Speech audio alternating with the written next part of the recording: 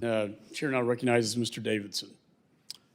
Thank you, Mr. Ambassador. I appreciate you being here today. Thank you for your service to our country, and I appreciate your testimony today. Hopefully it helps us learn what we can from Afghanistan and apply it, not just to provide accountability and truth for the record, but for action in the future.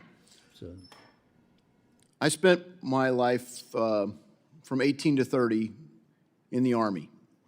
I was fortunate to get to serve in the 75th Ranger Regiment, and one of the core missions that we trained on was non-combatant evacuation operations. In none of those training scenarios, and I never did it live, we trained for it, but in Afghanistan, that was the mission. It was a non-combatant evacuation operation.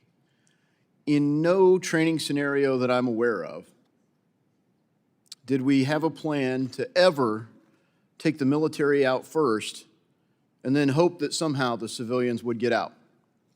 Have you ever heard of such a doctrine anywhere?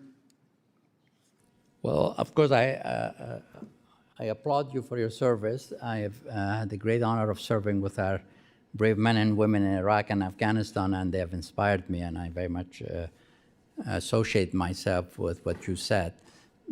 I think the problem was, in my judgment, and I said it before, is that we planned for a single scenario, and that scenario was that the government and its troops would survive our withdrawal, and for some time thereafter. And that's what informed, I think, the sequencing. That's my judgment. So you believe that the State Department actually believed that they would trust the lives of American citizens to the Taliban? Because they weren't there themselves. Frankly, they were ready to get out of town. And they thought that we could get ourselves out, we can get the military out, and we'll just trust the Taliban to finish the job. That was the plan? It was to work with the government of Afghanistan, with the troops of the Afghan government that we had trained and equipped to deal with the withdrawal period, and then for a period after the withdrawal. The plan was to maintain some forces after the withdrawal was completed at Kabul airport and to protect the embassy.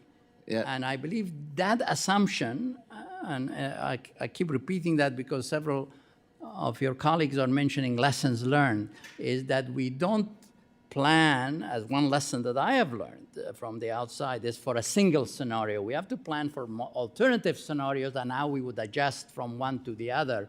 Well, regardless of how many alternatives we had, that seemed like a particularly bad plan. Right. And now with the benefit of hindsight, I think everyone can agree that it was, in fact, a bad plan. In retrospect, it was problematic, but I explained to you what the assumption was. I understand. And, but in 2004, you wrote an op-ed in the Washington Post titled, quote, "Afghanistan's Milestone," which I would like to submit for the record, Mr. Chairman. This op-ed covered the country's approval of a new constitution. Right. However, I want to read aloud some sentences that you wrote. Quote, "Afghanistan has sent a compelling message to the rest of the world that by investing in that country's development, the United States is investing in success. Americans can take pride in the role that we played in leading the multilateral effort to support Afghan democratization. President Bush's decision to increase aid to Afghanistan, which will likely total more than $2 billion in fiscal 2004, will accelerate reconstruction of the country's national army, police force, economic infrastructure, schools, and medical system." You finished this op-ed by writing, quote, "Our work in Afghanistan is not yet done. It will take several years and sustained commitment of significant resources by the United States and the international community before the country can stand on its own feet. Given the stakes involved, we must remain committed for as long as it takes," I've heard that phrase before, "to succeed." Do you think we were successful? Without objection, it's entered into the record. Thank you. Thank you, Chairman. What can we learn about nation building? It seems pretty foolish to me. I'll admit it seemed foolish at the time. Well, I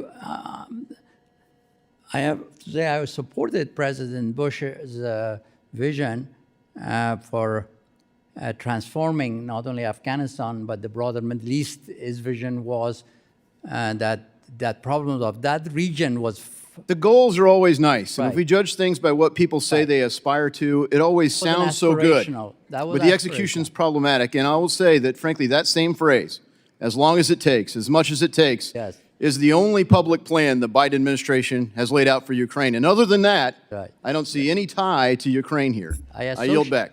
Gentleman yields back.